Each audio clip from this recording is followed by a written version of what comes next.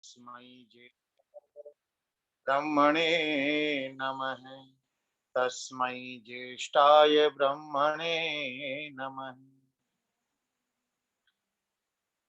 आर्य समाज मेहरौनी के प्रधान आदरणीय श्री वानप्रस्थी जी, पुरुषोत्तम जी, मंत्री जी आदरणीय भाई श्री लखनलाल जी आर्य, और इस गीता महोत्सव कार्यक्रम में जूम ऐप के माध्यम से अपने परिवार के साथ जुड़े हुए सभी प्रबुद्ध सज्जनों, वंदनीय माताओं, बहनों, प्यारे बच्चों, आइए एक छोटा सा भजन पहले हम आपके सामने रखेंगे।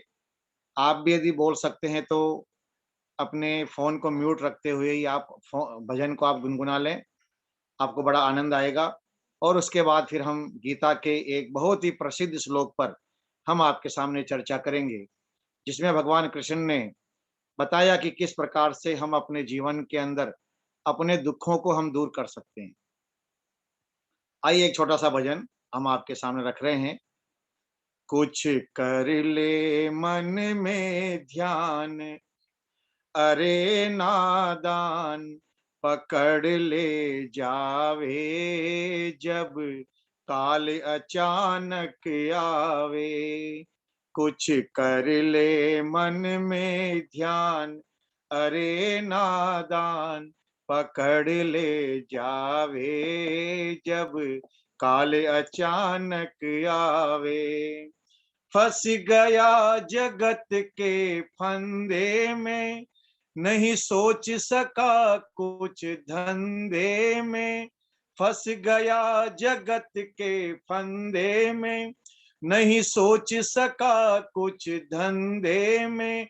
अरे खोल तिजोरी, फूला नहीं समाहे जब काल अचानक आवे।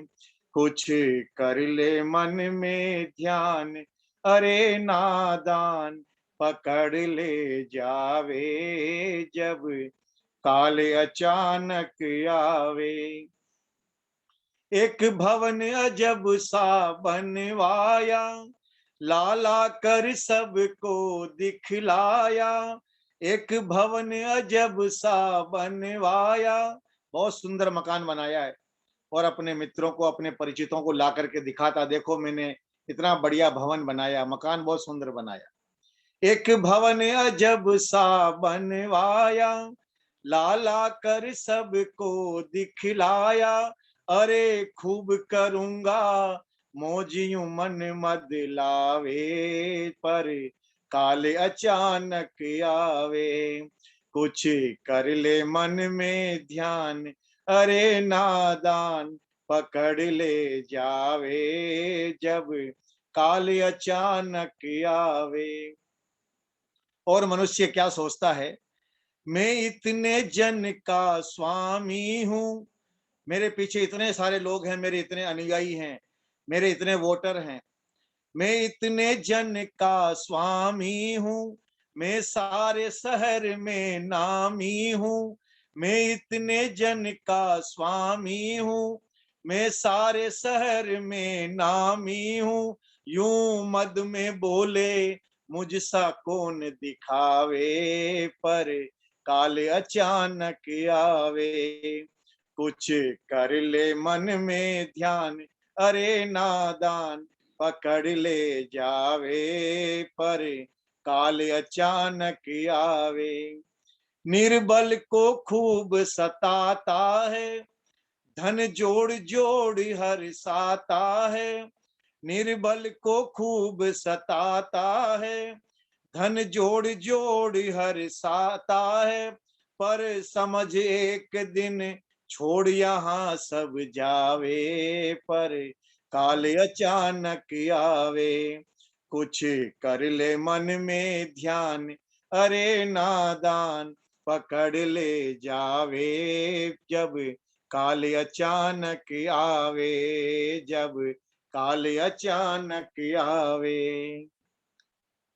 कुछ कर ले मन में ध्यान, अरे नादान, पकड़ ले जावे जब काल अचानक आए। ये मनुष्य अपने अहंकार में इतना डूब जाता है उसको ज्ञान का अहंकार हो जाता है कि मैं इतना बड़ा विद्वान हूँ, इतना बड़ा पढ़ा लिखा हूँ, इतनी मेरे पास डिग्रियां हैं और इतना मैंने जो है शिक्षा प्राप्त कर ली है। मेरे समान शायद कोई विद्वान इस धरती पर नहीं है। मैंने इतने लेख लिखे हैं, इतने प्रवचन दिए हैं। लेकिन जब मृत्यु आती है तो मृत्यु ये नहीं देखती कि ये बहुत बड़ा विद्वान है या ये अनपढ़ है। मृत्यु बस अपना हिसाब पूरा कर ले जाती है। एक व्यक्ति घमंड करता है, अहंकार करता है, देखो मेरे पास इतना धन संपत्ति है, मेरे जितना धनवान इस संसार में नहीं है, दुनिया में नहीं है, शहर में नहीं है। लेकिन जब मृत्यु आती है तो एक कौड़ी भी उसके साथ में नहीं जाती। कहते हैं नानक देव जी महाराज एक शहर में गए और वहां उन्होंने एक व्यक्ति को देखा जिसके मकान पर कई झंडे लगे हुए थे। तो उन्होंने पूछा कि भाई इसके मकान पर इतने झंडे क्यों लगे हुए हैं? तो लोगों ने कहा जी जब इस व्यक्ति के पास में 1 लाख रुपया आ जाता है तो ये एक झंडा लगा देता है। जब 2 लाख आ जाता है तो दूसरा झंडा लगा देता है। 3 लाख आता है तो तीसरा झंडा लगा देता है। और इसके मकान में खूब सारे झंडे लगे हुए हैं। इसका मतलब है इसके पास में न जाने कितने लाख रुपए हैं। तो नानक जी उसके पास पहुंच गए, उस व्यक्ति के पास में। कहा कि भाई हमने सुना तेरे पास बहुत पैसा, तू ये झंडे लगा देता। बोले जी हाँ, मैं जब 1 लाख रुपया इकट्ठा हो जाता मैं उसी समय एक झंडा लगा देता हूँ। और ये जितने भी झंडे ये इस बात के प्रतीक हैं कि मेरे पास में इतना पैसा है। नानक समझ गए कि इस ये व्यक्ति धन के अहंकार में डूबा हुआ है। नानक ने कहा भाई ऐसा करो, ये सुई है, ये सुई अपने पास में रखो और जब तुम्हारी मृत्यु हो जाए, जब तुम ऊपर चले जाओ, स्वर्ग में चले जाओ, तो मैं भी वहां तुम्हें मिल जाऊंगा, तो तुम ये सुई तुम मुझे वहां पर दे देना। तो उसने कहा महाराज ये कैसा मजाक आप कर रहे हो? अरे मरने के बाद में तो आदमी के साथ कुछ भी नहीं जाता है। ये जो आप सुई मुझे दे रहे हो ये सुई भी यहीं रहने वाली है। तो नानक ने कहा जब साथ में कुछ जाने वाला नहीं है और ये सारा धन जो तेरे पास में वो तेरा भी नहीं है, तो फिर तो अहंकार क्यों कर रहा है? सजनों, परमात्मा कहते हैं, वेद कहते हैं, यजुर्वेद के 40वें अध्याय का पहला मंत्र, ईसा वास्यम इदम सर्वम यत्किंचन जगत्याम जगत, जो कुछ भी संसार के अंदर है वो सब कुछ ईश्वर से व्याप्त है, ईश्वर से ओतप्रोत है। वो सारा सब कुछ ईश्वर का, हमारा कुछ भी नहीं है। आप जरा कल्पना कीजिए, सोचिए कि आपका इस संसार में क्या है। जो आप मकान बनाते उस मकान में एक भी ऐसी चीज जो आपने पैदा की है, एक भी ऐसी चीज नहीं है। उसमें आपने पानी का प्रयोग किया, मिट्टी का प्रयोग किया, पत्थर का प्रयोग किया है, लकड़ी का, लोहे का, स्टील का प्रयोग आपने मकान बनाने में किया। क्या एक भी ऐसी ये सारी चीजें एक भी आपने बनाई? एक भी चीज आपके द्वारा पैदा की हुई नहीं है। जो लकड़ी का फर्नीचर आपने बनाया वो लकड़ी आपने जंगल से ली है, वो जंगल भी भगवान का बनाया हुआ। ये पानी भी परमात्मा ने बनाया, पत्थर भी, मिट्टी भी, सब परमात्मा ने बनाई। तो जब एक भी वस्तु हमारी नहीं है तो हम अहंकार क्यों करते कि ये मेरा मकान है? एक व्यक्ति अपने ज्ञान पर अहंकार करता कि मैं इतना बड़ा बुद्धिमान हूं, मैंने इतना सब कुछ याद कर रखा है। तो मेरे भाई ये भी परमात्मा का बहुत बड़ी हमारे ऊपर कृपा है। यदि ईश्वर ने हमें बुद्धि नहीं दी होती तो व्यक्ति बुद्धिमान कैसे बनता, विद्वान कैसे बनता? तो हम विद्वान बने हैं तो ये भी परमात्मा की कृपा से बने। व्यक्ति धनवान बनता है ये भी परमात्मा की कृपा से बनता है। व्यक्ति बलवान बनता है तो भी परमात्मा की कृपा से बनता है। इसलिए परमात्मा की ये सब कुछ, सारी सृष्टि उस ईश्वर की रचना है। और हम और आप सभी इस परमात्मा की सृष्टि में अपने जीवन को चलाने के लिए आए हैं। शुभ अशुभ कर्म करते हुए, शुभ कर्म करते हुए मोक्ष की प्राप्ति के लिए हम इस संसार में आए। हमें संसार में आने का उद्देश्य बताया योग दर्शन के अंदर कि ये संसार किस लिए है। प्रकाश क्रिया स्थिति शीलम भूतेन्द्रियात्मकम भोगाप वर्गार्थम दृश्यम।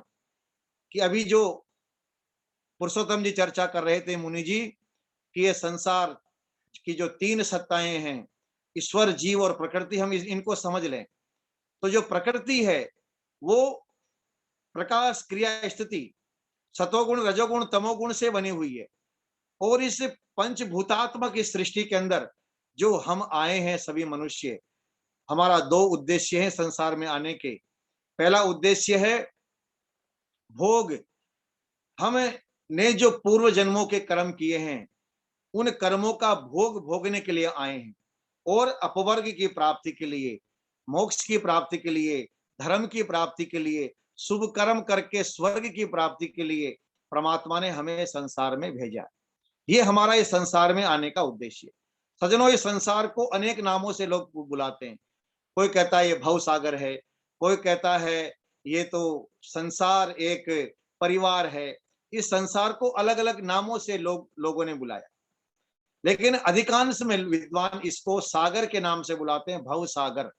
ये संसार एक सागर है। और सज्जनों, सागर को वही व्यक्ति पार कर सकता है जिसको तैरना आता हो। जो तैरना नहीं जानता वो व्यक्ति सागर को पार नहीं कर सकता। समुद्र को तैरना है, नदी को तैरना है, तालाब को तैरना है, पार करना है, तो हमें तैरने का ज्ञान होना चाहिए।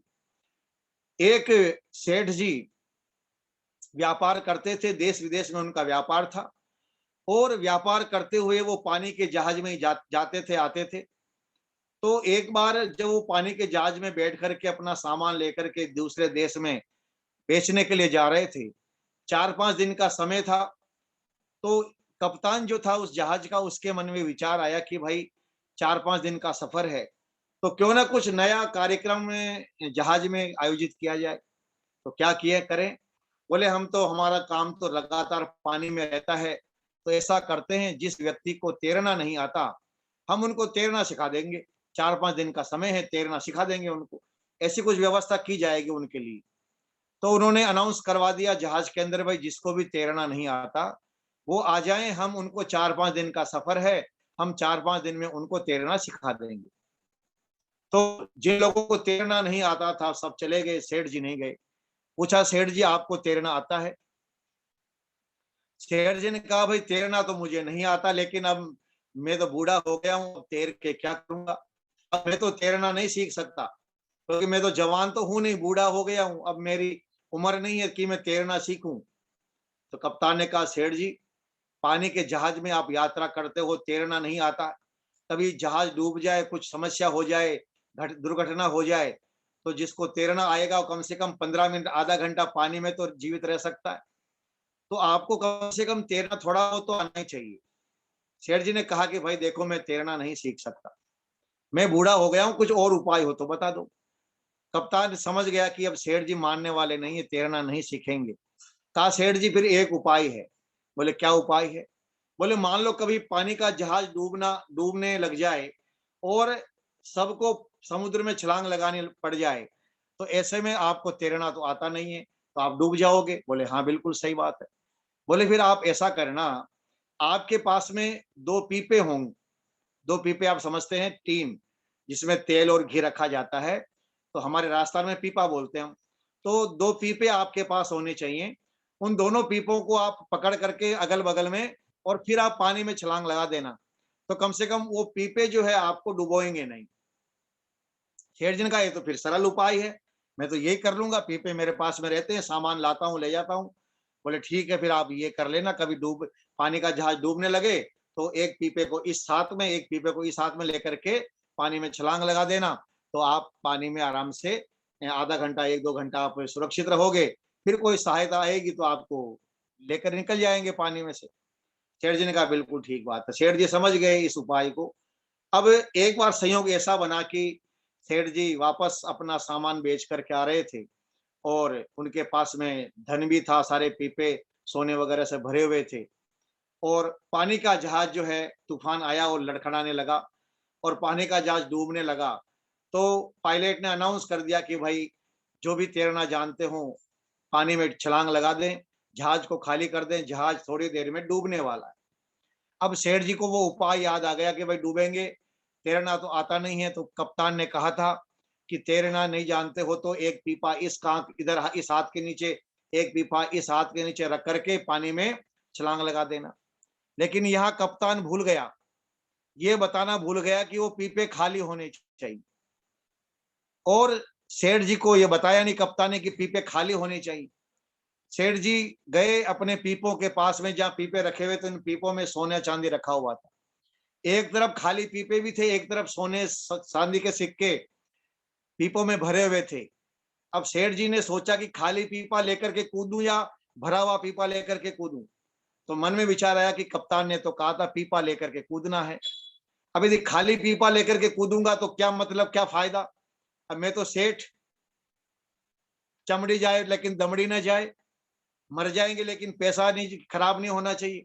तो क्यों न यदि कूदा ही जाए पानी में तो भरे हुए पीपों को लेकर के कूद जाए। अब सेठ जी ने जो पीपे सोने चांदी के भरे हुए थे सिक्कों से, उन पीपों को, एक दो पीपों को लिया, दोनों हाथों में पकड़ा और पानी में छलांग लगा दी। अब जैसे ही उन्होंने पानी में छलांग लगाई, आप समझ सकते हैं, जब पीपा ही भरा हुआ है, जब पीपे में ही वजन है 50 किलो का, 100 किलो का, तो वो सेठ जी को क्या बचाएगा। सेठ जी उस पीपों को लेकर के पानी में कूद गए और आप जानते हैं परिणाम क्या होगा, हुआ होगा। सजनों, ये संसार सागर है, भव सागर है, और इस भव सागर में वही व्यक्ति पार कर सकता है जिसको तैरना आता है। हमें भी इस संसार सागर को सुखपूर्वक, इस संसार में जीने के लिए, सुखपूर्वक संसार में रहने के लिए हमें तैरना आना चाहिए, हमें जीना आना चाहिए। आज दुर्भाग्य ये है कि लोगों को जीना नहीं आता है। क्या खाएं, क्या न खाएं, कैसे रहें, कैसे न रहें, क्या देखें, क्या न देखें, क्या सुने, क्या न सुने, क्या बोलना चाहिए, क्या नहीं बोलना चाहिए, कहाँ जाना चाहिए, कहाँ नहीं जाना चाहिए, अभी तक तो लोगों को यही पता नहीं। आप देखिए, अच्छे पढ़े लिखे लोग, इंग्लिश में एमए कर रखा है, खूब अंग्रेजी जानते हैं, लेकिन फिर भी गुटखा, बीड़ी, सिगरेट का सेवन करते। उस पर लिखा हुआ है कि बीड़ी पीने से कैंसर होता है, तंबाकू से कैंसर होता है, गुटखा खाने से नुकसान होता है। वो पढ़ा लिखा व्यक्ति है, उस पर लिखा हुआ भी है, वो पढ़ भी रहा है, लेकिन फिर भी खा रहा है। तो क्या कहेंगे आप, उसको पढ़ा लिखा कहेंगे क्या? तो इस संसार में अभी तक लोगों को सच्चा ज्ञान प्राप्त नहीं हुआ, और ज्ञान के अभाव में ही ये मनुष्य दुखी है। दुख का कारण है अज्ञान, और जब तक मनुष्य का अज्ञान दूर नहीं होता है, तब तक ये मनुष्य पूर्ण सुखी नहीं हो सकता। इसलिए हमारे यहाँ पर सांख्य दर्शन ने कहा, त्रिविध दुख अत्यंत निवृत्ति अत्यंत पुरुषार्थ है, कि जो संसार में दुख हैं, उन दुखों को दूर करने के लिए मनुष्य को अत्यंत पुरुषार्थ करने की आवश्यकता है, अत्यंत परिश्रम करने की आवश्यकता है। सच्चे ज्ञान को प्राप्त करना, सच्चे ज्ञान को सुनना, सुनकर कर उस पर विचार करना, फिर उसको अपने जीवन में उतारना। जब यह मनुष्य कार्य करता है, तब जाकर के उसे जीवन में सुख और आनंद मिलता है।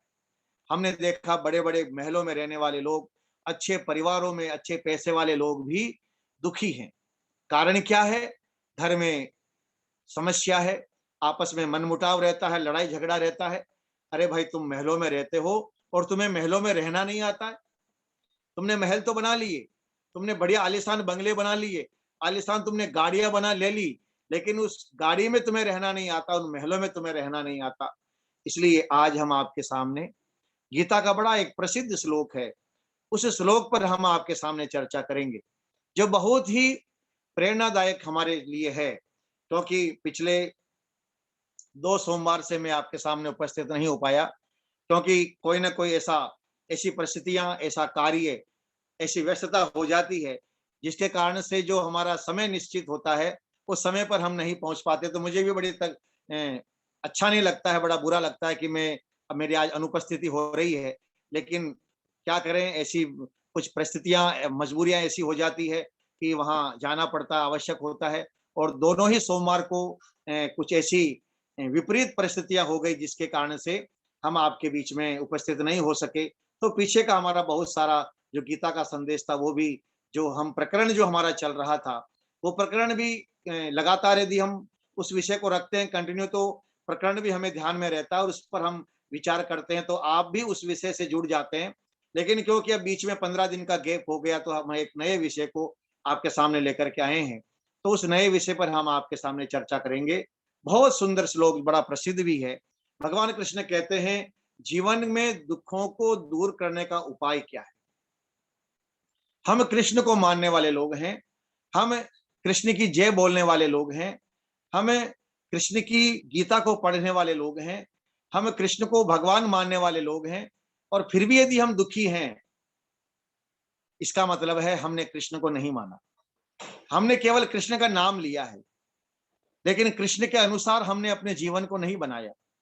और सज्जनों, जब तक हम कृष्ण के अनुसार नहीं चलेंगे, कृष्ण की शिक्षाओं के अनुसार अपने जीवन को नहीं चलाएंगे, तब तक चाहे आप दिन भर बैठ करके 10 माला कृष्ण के नाम के जाप करें, चाहे 50 माला आप कृष्ण के नाम की जाप करें, उन मालाओं से लाभ होने वाला नहीं।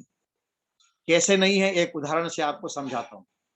मान लीजिए एक विद्यार्थी कक्षा में पढ़ता है और वो गुरुजी के प्रति बड़ी श्रद्धा रखता है। सुबह जाता है विद्यालय में, गुरुजी को प्रणाम करता है और आते समय भी गुरुजी को प्रणाम करता है। दिन भर गुरुजी का नाम का जाप करता रहता है। लेकिन गुरुजी कहते हैं भाई तुम पढ़ाई क्या करो, लेकिन वो पढ़ता नहीं। वो कहता है जी बस पढ़ाई नहीं कर सकता मैं तो आपके नाम का जाप कर सकता हूँ, आपके नाम की माला फेर सकता हूँ, आपको मैं प्रणाम कर सकता हूँ और मैं आपके लिए कुछ खाने पीने के सामान लेकर के आ सकता हूँ, लेकिन मैं आपकी ये बात नहीं मान सकता कि मुझे पढ़ाई करनी चाहिए। और एक विद्यार्थी ऐसा है जो गुरुजी की बात भी मानता है, गुरुजी की सेवा भी करता है। तो अब आप बताइए इनमें से कौन सा विद्यार्थी अच्छा होगा? निश्चित रूप से आप कहेंगे वही विद्यार्थी अच्छा होगा जो गुरुजी की सेवा भी करता है, गुरुजी का सम्मान भी करता है और गुरुजी की आज्ञा का पालन भी करता है, वो पढ़ाई भी करता है। तो निश्चित रूप से वो पढ़ने में अच्छा होगा, आगे बढ़ेगा। तो सज्जनों, केवल नाम जपने से काम नहीं होगा। नाम जपने के साथ में जो नियम है, उन नियमों का भी पालन करना पड़ेगा। केवल आपको गाड़ी चलाना आता है इससे काम नहीं चलेगा। गाड़ी चलाने के जो नियम है वो भी आपको पता होने चाहिए। नहीं तो आप चलना था बाईं तरफ, चलेंगे आप दाईं तरफ। जहां रेड लाइट है वहां पर भी आप चल पड़ेंगे तो फिर आपको पुलिस पकड़ेगी और आपसे पैसा वसूल करेगी। तो गाड़ी चलाना ही नहीं, गाड़ी किस प्रकार से चलाना ये भी हमें ज्ञान होना चाहिए। तो हर प्रकार का ज्ञान जब तक नहीं होगा तब तक हम जीवन में आगे नहीं बढ़ सकते। तो भगवान कृष्ण ने बड़ा सुंदर एक श्लोक लिखा है और वो श्लोक आपको याद कर लेना चाहिए। बड़ा प्रसिद्ध श्लोक है 6 अध्याय का। युक्त आहार विहारस्य, युक्त चेष्टस्य कर्मसु, युक्त स्वप्न अवबोधस्य, योगो भवति दुःखः। भगवान कृष्ण ने बड़ा सुंदर ये श्लोक लिखा और कहा योगो भवति दुःखः, कि दुखों को दूर करने का उपाय क्या है।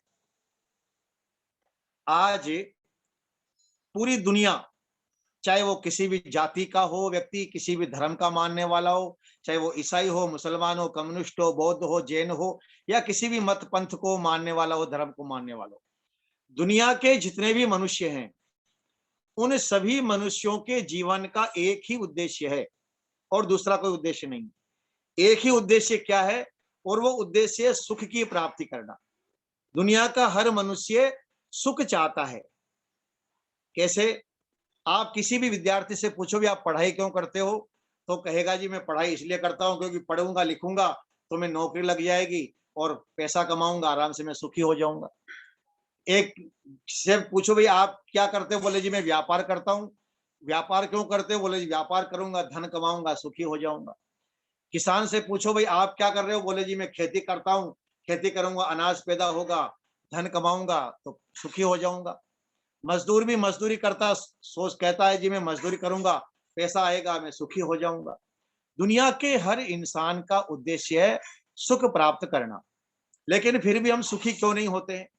इसके पीछे कारण है कि हम सुख तो चाहते हैं, लेकिन जो सुख के उपाय हैं, जो सुख के मेथड है, वो हम प्रयोग में नहीं ला रहे हैं। हम जाना तो चाहते हैं दिल्ली, लेकिन हमने रास्ता पकड़ लिया है भोपाल का, तो हम दिल्ली नहीं पहुंच पाएंगे भाई। इसलिए सुख की तरफ हमें जाना है, हमें सुख प्राप्त करना है। तो सुख के जो उपाय हैं, सुख का जो मार्ग है, हमें उस मार्ग पर चलना पड़ेगा। और भगवान कृष्ण यहाँ हमें समझा रहे हैं। वो कहते हैं योगो भवति दुःखः, तुम्हारे जीवन में जो दुख हैं उन दुखों को दूर करने का उपाय क्या है? कहा योग। योग ही हमारे दुखों को दूर करने का उपाय है। लेकिन उससे पहले उन्होंने लगभग 4-5 बातें उन्होंने महत्वपूर्ण बताई। कहा कि यदि आप दुख दूर करना चाहते हो तो अपने जीवन को योगमय बनाओ। अब योगमय बनाने के लिए क्या क्या उपाय हैं वो उन्होंने समझा दिए। सबसे पहला उपाय उन्होंने बताया युक्त आहार। बोले अपने भोजन को सबसे पहले ठीक करो। दूसरा युक्त विहार, अपनी दिनचर्या को ठीक करो। सुबह उठने से लेकर के रात्रि सोने का जो हमारा टाइम टेबल है, बोले उसको ठीक करो। युक्त स्वप्न अवबोधस्य, युक्त चेष्टस्य कर्मसु, हमारी जो क्रियाएं हैं, हमारी जो चेष्टाएं हैं वो ठीक हो, हमारा सोना और जागना ठीक हो, तब जाकर के योगो भवति दुःखः, जो योग है वो हमारे दुखों को दूर करने वाला होगा। तो सज्जनों, सबसे पहला उपाय उन्होंने बताया कि युक्त आहार, हम अपने भोजन को ठीक करें, अपने खान पान को ठीक कर लें। तो देखिए, मैंने जैसा कि आपसे निवेदन किया कि दुनिया में कोई भी मनुष्य है दुखी नहीं होना चाहता, हर व्यक्ति सुख चाहता है। तो अब आप बताइए सुख होते कैसे, कितने प्रकार के। तो बड़ी प्रसिद्ध एक पंक्तियां हैं, किसी कवि ने लिखा, पहला सुख निरोगी काया, दूजा सुख घर में हो माया, तीजा सुख पतिव्रता नारी, चौथा सुख पुत्र आज्ञाकारी, पांचवा सुख राज में पासा, और छठा सुख बैकुंठ में बासा। ये 6 सुख बताए हैं मुख्य रूप से।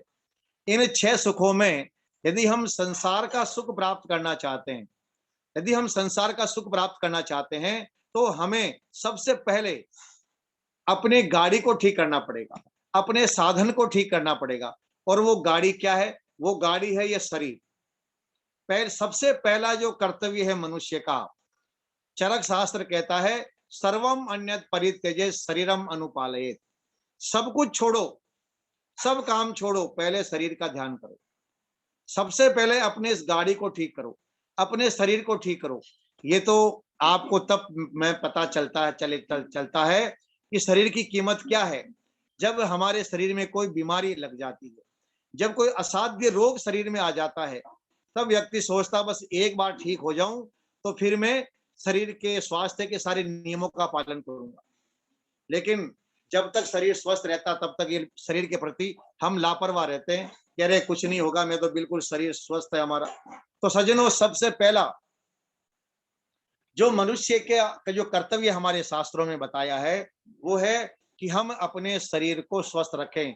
शरीर माध्यम खलु धर्म साधनम, कालिदास ने भी कहा कि जो शरीर है वो धर्म का साधन है।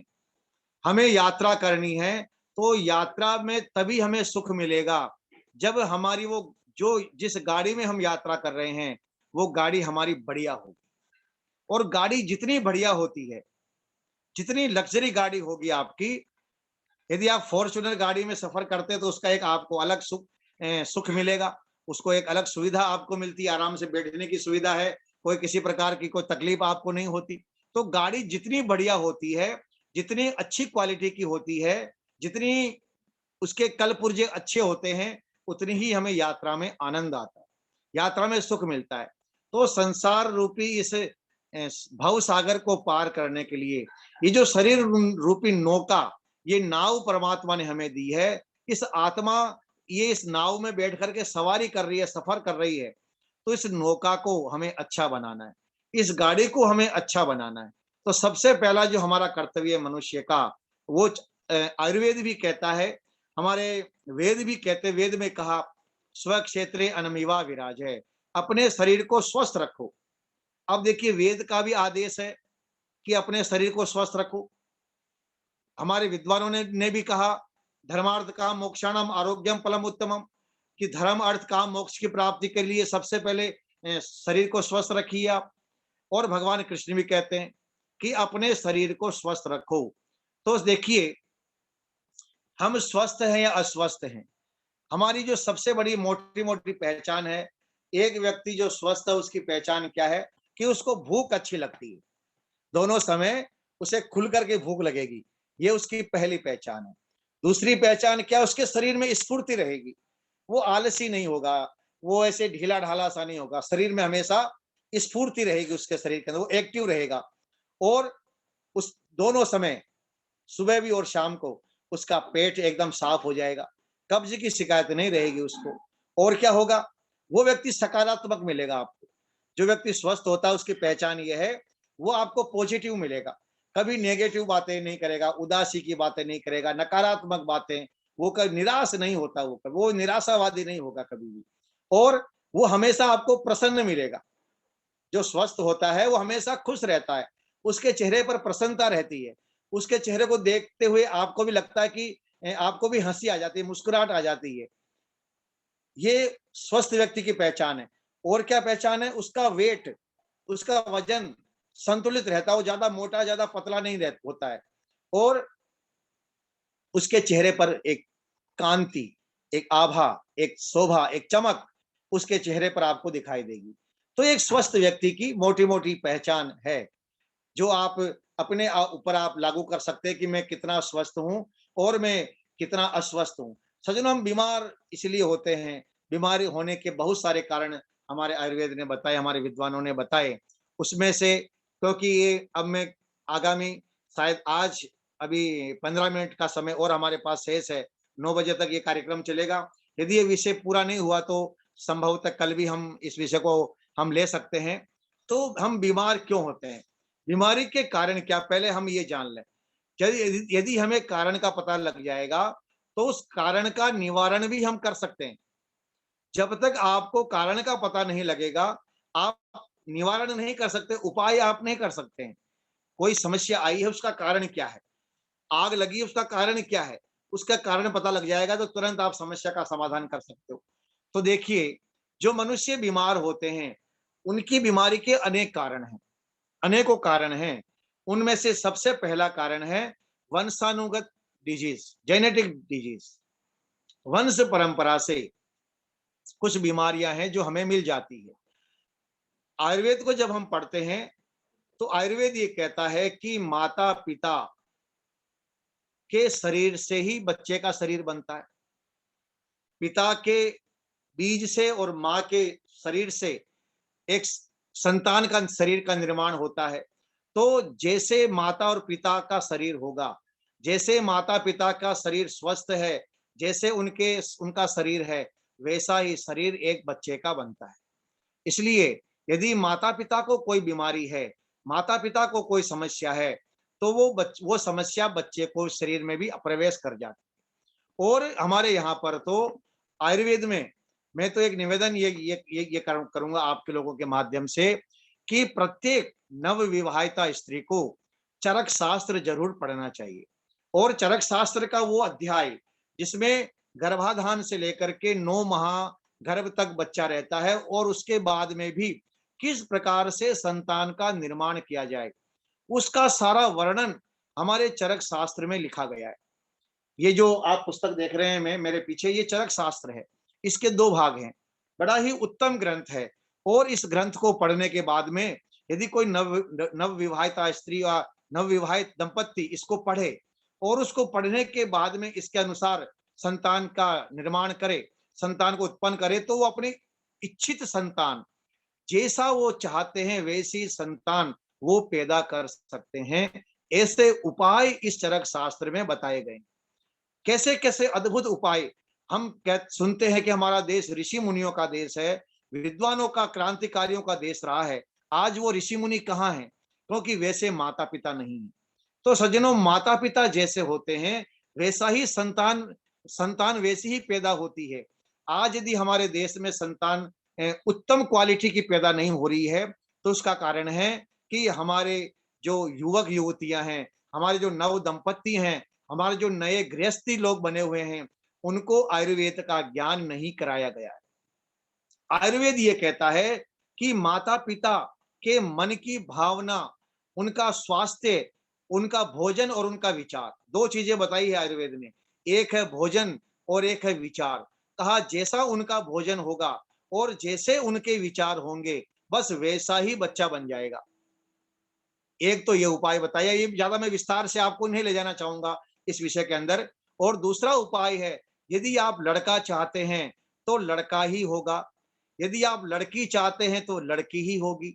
यदि आप चाहते कि, यदि कोई स्त्री चाहती है कि मेरी संतान, लड़का या लड़की, बहुत बलवान हो, तेजस्वी हो, विद्वान हो, बहुत बुद्धिमान हो, बहुत ही योग्य हो, तो ऐसी संतान भी वो पैदा कर सकती है। उसका सारा उपाय आयुर्वेद के शास्त्र में बताया गया है। और जो हमारे गर्भ के अंदर कई माता पिता की जो संतान विकृत पैदा हो जाती है, अपंग पैदा हो जाती है, ये क्यों पैदा होती है, इसका कारण भी आयुर्वेद ने बताया है कि माँ की गलतियों की वजह से और पिता और माता की गलतियों की वजह से संतान अपंग पैदा होती है, मंद बुद्धि पैदा होती है, पागल पैदा होती है। मैं आपको 2-4 उदाहरण के द्वारा मैं आपको समझाने का प्रयास करता हूँ। वैसे ये विषय आज मैं नहीं लेना चाहता था, लेकिन क्योंकि प्रकरण चल गया है, तो इसलिए मैं आपके सामने इस विषय को रख देता हूँ।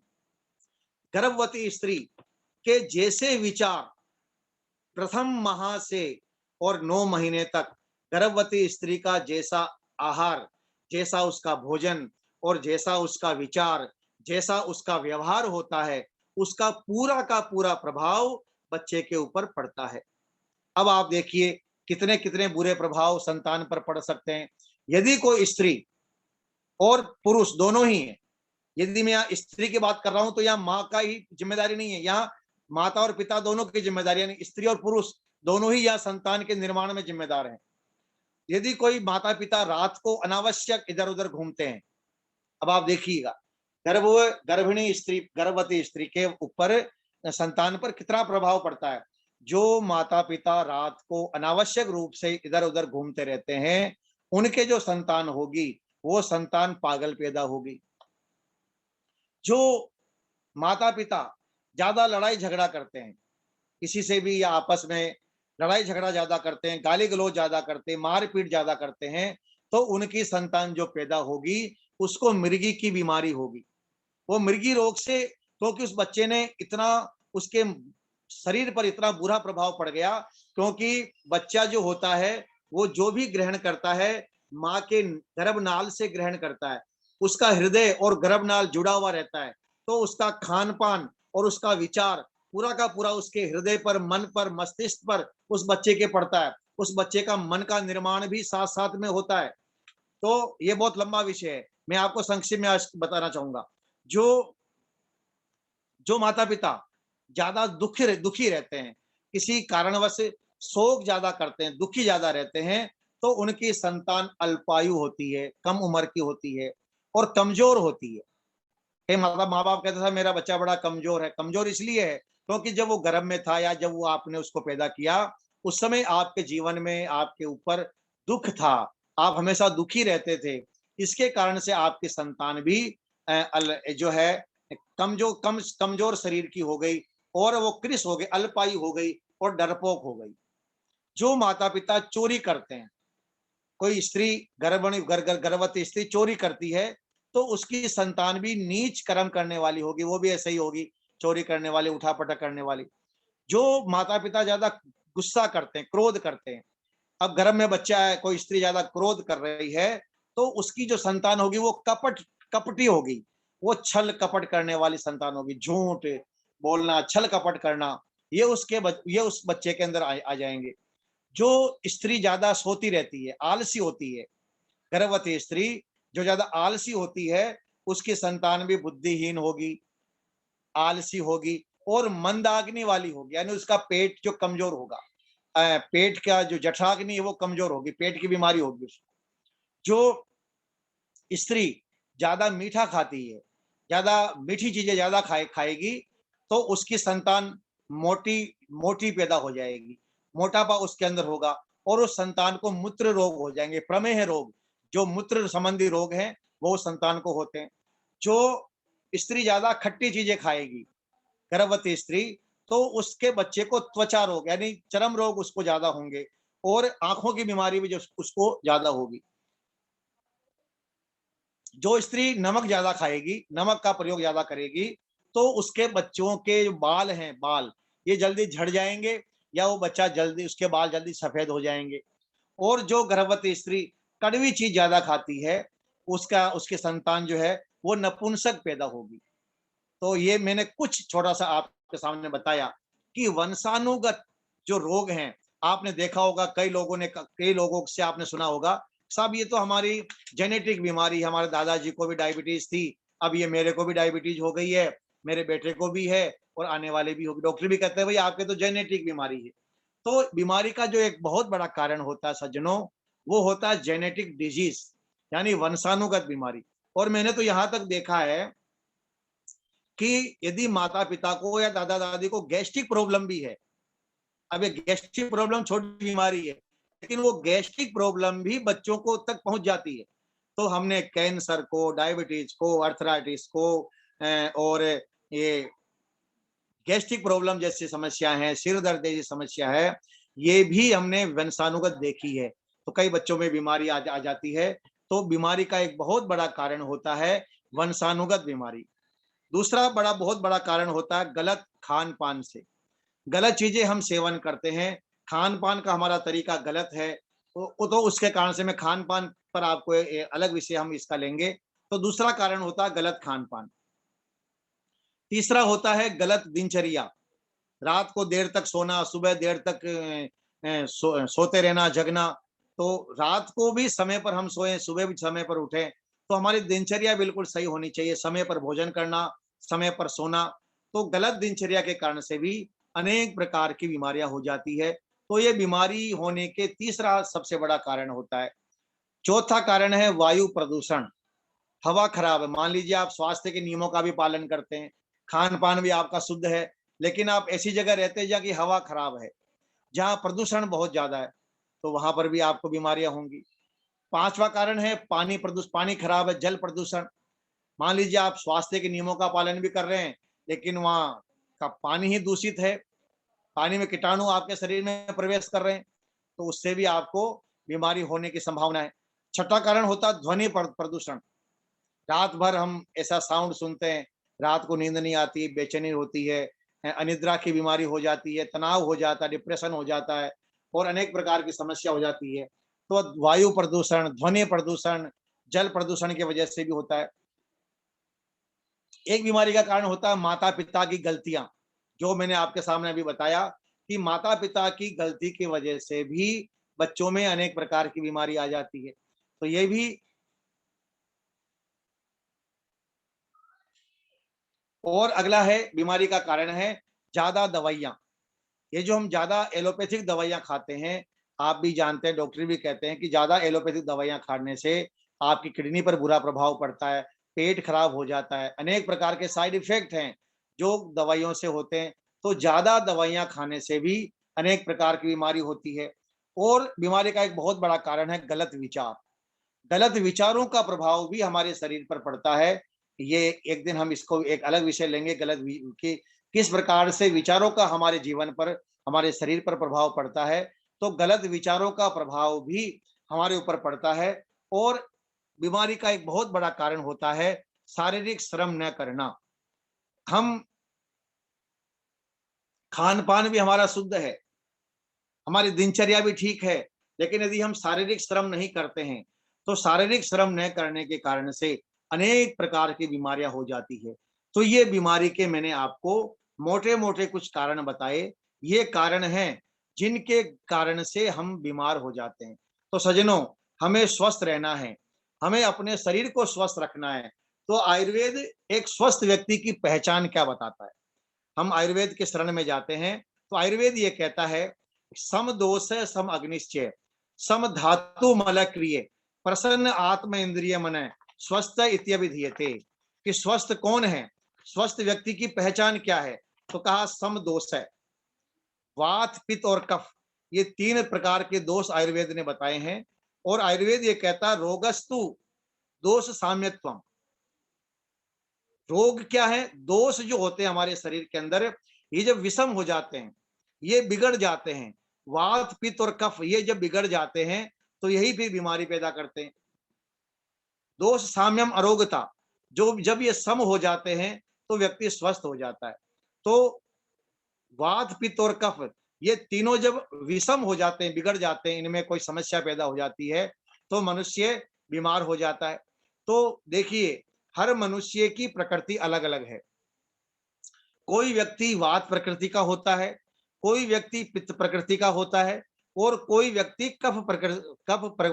प्रकृति का होता है। तो इसकी पहचान क्या है? मोटी मोटी पहचान मैं आपको बता देता हूं, जिससे कि आपको भी थोड़ा समझ में आ जाए। क्योंकि वैसे तो ये आयुर्वेद का विषय बहुत लंबा है और हम इस विषय में नहीं जाएंगे, हम गीता के ऊपर ही चर्चा करेंगे।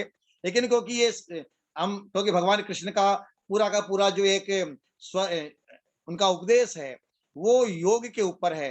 तपस्वीभ्यो अधिको योगी ज्ञानीभ्यो अपि मतो अधिक है। योगस्थ कुरु कर्माणि संगम त्यक्त्वा धनंजय समत्वम योग उच्यते योग कर्म सुकौशलम।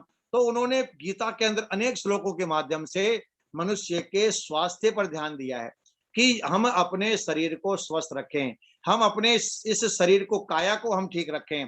तो हमारी जो प्रकृति है, वात पित्त और कफ की प्रकृति, कैसे पता लगे कि हम कफ प्रकृति के हैं? तो उसका उसकी मोटी-मोटी पहचान मैं आपको बता देता हूँ। जो कफ प्रकृति के लोग होते हैं, उनका जो शरीर है, वो थोड़ा गोरे वर्ण का होता है। यानी वो रंग भले ही थोड़ा बहुत श्याम वर्ण भी हो, लेकिन वो सुंदर, उनके शरीर पर सुंदरता होती है। वो शक्ति संपन्न होते हैं। उनका शरीर सुगठित होता है, हष्ट-पुष्ट उनका शरीर होता है। वो धीरे-धीरे भोजन करने वाले होते हैं। वो कार्य भी करेंगे किसी काम को तो बड़े आराम से, बड़ी मस्ती के साथ में करते हैं। उनको गुस्सा थोड़ा कम आता है, गुस्सा कम आता है। उनको भूख-प्यास आदि भी थोड़ा उनको कम लगती है, और वो बलवान होते हैं, धनवान होते हैं, बुद्धिमान होते हैं। ऐसी प्रकृति के जो लोग होते हैं, उनको कहते हैं कफ प्रकृति के लोग। ये कफ प्रकृति के लोग होते हैं। जो वायु प्रकृति के लोग होते हैं, उनका शरीर दुबला-पतला, एकदम कृश शरीर जिसे हम कहते हैं, बिल्कुल पतला-दुबला शरीर उनका होता है। वो कम सोते हैं, ज़्यादा वो जागते ज़्यादा हैं, चंचल स्वभाव के होते हैं, और भोजन वो कम करते हैं, ज़्यादा बोलने वाले होते हैं। शरीर में उनकी बड़ी चंचलता होती है, उनको आप कितना भी रोकने के लिए कहो तो वो रुकते नहीं, चंचल कुछ ना कुछ इधर-उधर कुछ ना कुछ करते रहते हैं। वो सर्दी-गर्मी को वो सहन नहीं कर सकते। इस प्रकार का उनका स्वभाव होता है, और वो जब वो चलते हैं तो उनकी हड्डियों में भी थोड़ी आवाज़ होती है। तो ऐसे जो वात प्रकृति के लोग होते हैं, वो अल्पायु होते हैं, और उनके पास वो थोड़ा निर्धन भी हो सकते हैं, और उनके शरीर में बल भी कम होता है। जो पित्त प्रकृति के लोग होते हैं, वो सर्दी-गर्मी सहन नहीं कर सकते, और उनके शरीर जो अंग के बड़े कोमल होते हैं, उनको भूख-प्यास बहुत ज़्यादा लगती है, ज़्यादा खाने-पीने वाले वो होते हैं, और उनको पसीना और मल-मूत्र बहुत ज़्यादा आता है। शरीर में से उनके दुर्गंध उनके शरीर से निकलती रहती है, और उनका जो शरीर का बल है, वो मध्य बल, मध्य आयु, और इस प्रकार के उनके होते हैं। बाल उनके जल्दी सफ़ेद हो जाते हैं। तो ये हैं पित्त प्रकृति के लोग। तो हर मनुष्य अलग-अलग प्रकृति का होता है। कोई वात प्रकृति का है, कोई पित्त प्रकृति का है, कोई कफ प्रकृति का है। तो खैर ये विषय बहुत लंबा है, मैं इस विषय में नहीं ज़्यादा जाना चाहूँगा। अब हम चर्चा कर रहे हैं आहार के विषय में। अब ये क्योंकि 9 बज चुके हैं, समय हो चुका है, तो मैं चाहूँगा कि इस आहार का जो विषय हमारा होगा, आहार और विहार का विषय, इस पर हम शायद लखनलाल जी कह रहे हैं कि कल भी कार्यक्रम होगा। एक जी, बार मुझे कल कल बता दें? कल मंगलवार को कार्यक्रम होगा, एक बार